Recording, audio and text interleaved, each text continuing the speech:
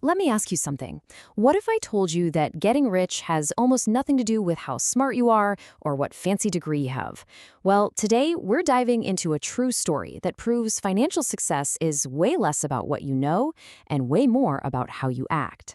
So let's kick things off with a real-life tale of two guys. And trust me, their financial stories are so wildly different, they're going to completely flip what you think you know about making money. All right, so in one corner, we've got Richard Foscone. This guy is the real deal. Harvard educated, a top finance executive at a huge global company. And in the other corner, Ronald Reed, a guy who spent his entire life as a janitor and a gas station attendant. I mean, you can't get much more different than that. Now, if you had to bet on who would build a massive fortune, who are you putting your money on? It seems like a no-brainer, right? But the actual outcome, well, that's where this whole story really gets interesting. When Ronald Reed, our janitor, passed away back in 2014, he left behind a secret: an $8 million fortune. Nope, that's not a typo. $8 million. This quiet, unassuming guy was a millionaire who absolutely floored everyone who knew him. And Richard Foscone, the brilliant banker with the Ivy League degree? The 2008 financial crisis completely wiped him out. He ended up declaring bankruptcy. So this is the big question. How on earth does a janitor become richer than a top-tier banker? The answer, you see, isn't hiding in some complex spreadsheet or a fancy algorithm. Nope, it's all in our heads.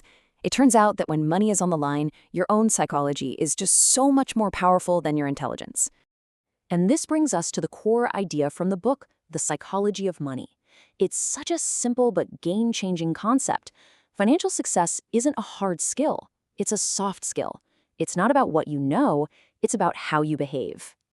We're all conditioned to think that building wealth is about these hard skills, right? Your IQ, your ability to create complicated spreadsheets. But the reality is, the soft skills, things like patience, humility, and keeping your own greed in check, those are the things that actually move the needle. So what was Ronald Reed's secret strategy? Honestly, it was almost laughably simple. He wasn't some investing prodigy. He was a master of patience.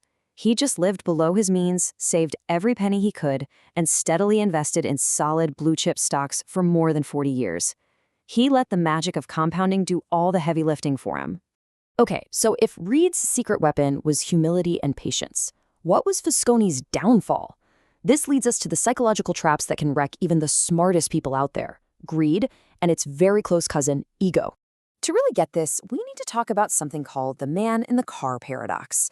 Think about it. When you see someone driving a Ferrari, do you really think, wow, that person driving is so cool? Probably not. Instead, what you do is you picture yourself behind the wheel, imagining how much admiration you'd get. That car is just a prop for your own desire for status. And right there, that's the difference between our two guys. Foscone was all about visible wealth, the massive mansion with 11 bathrooms, the kind of stuff you buy to show people you've made it. But Ronald Reed, he focused on invisible wealth, the money quietly growing in a brokerage account that nobody ever saw. This all leads to one of the most powerful financial formulas I've ever seen. And you know what? It has absolutely nothing to do with math. Your savings rate is simply your income minus your ego. That's it. By keeping his ego in check, Ronald Reed was able to save a massive portion of his very modest income. So managing your ego is huge. We get that. But there's another really important psychological distinction to make here. The skills that actually help you get wealthy are often the complete opposite of the skills you need to stay wealthy. Yeah, I mean, getting rich, that usually takes some big risks, a ton of optimism, and putting yourself out there. But staying rich, that's a whole different ballgame. It takes humility, a little bit of healthy fear, and an obsession with simply not getting wiped out. And you know, there's probably no better or more tragic story to illustrate this point than the legendary stock trader Jesse Livermore. This guy was an absolute master at the first part of the equation, getting wealthy.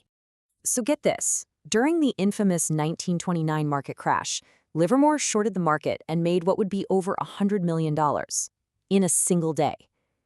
He was a certified genius at taking calculated risks and being optimistic when everyone else was running for the hills. But then you look at this timeline. Just 4 short years after that history-making win, Jesse Livermore was completely broke. He lost every single dime because that risk-taking engine he had just never shut off.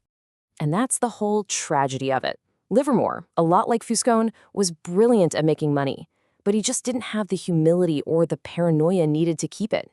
He could never switch his brain from offense to defense. Okay, so what does this all mean for you and me? How do we take these stories of the janitor, the banker, and the trader and actually turn them into a simple plan that we can use? Well, it pretty much boils down to these 3 behavioral rules. First, get a handle on your ego so you can save more money. Second, be incredibly patient and give compounding the decades it needs to really work its magic.